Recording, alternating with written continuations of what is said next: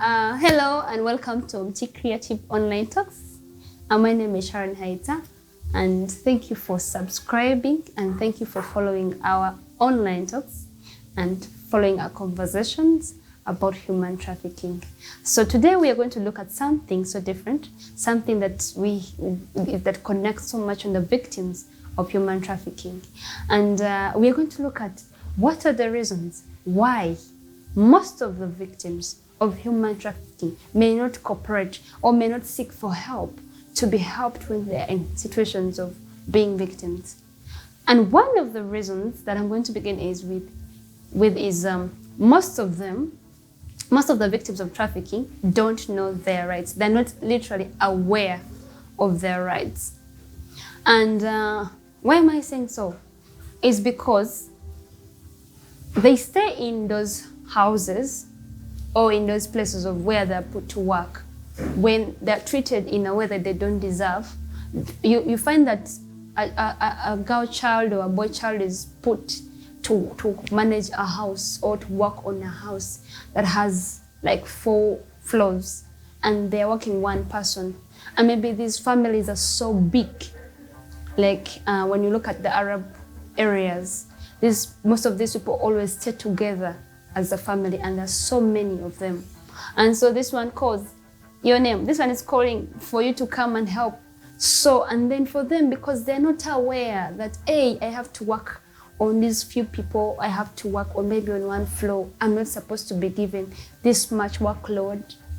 So that for them, they cannot even seek for help or to call someone to help them. So even if someone comes in their rooms and maybe they are defiling them, they're beating them up, they're not aware that it's my right to even not to be beaten. Some of them are not given food, or they make them to sleep with animals.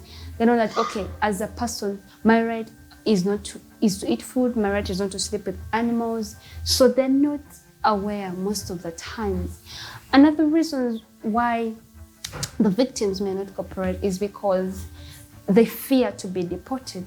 And when you're deported, you lose like a right to come back to that country. So they feel like, if I report this person, if I do this and this to my bosses, I may be deported and not come back to find employment.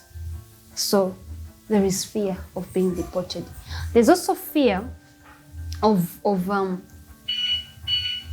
distrust of the police. Okay, I don't trust the police. So even if I seek help from the police, I'm not going to be helped. Reasons is because most of those police people work with the victims. They are connected. So they'll be like if you're seeking help, they'll call your boss again. And when you reach there, you don't know what will happen. They will do anything they want to do to you. Most of them are so corrupt that if they give them a bribe, they just leave the boss to go. And if most of them want money, like if you want me to help you, give me this amount of money. And as a victim of trafficking, you're seeking help. Remember, you don't have money at that time. So it makes it hard for them to cooperate or to seek for help. Another reason why they may cooperate is because they fear their bodies to be harmed. And they say, if I report this person to say somewhere or to a police and they find out, they can beat them up, they can sexually harass them. Some of them die because they're killed. Because the boss is like, how can you even report us? How can you do this? So they fear for their bodies to be harmed, and they're like, you know what, let me keep quiet and stay here and work. Another reason why most of them may not cooperate is because they're not aware that, okay, I am a victim of human trafficking. So most of them are not aware that I am a victim.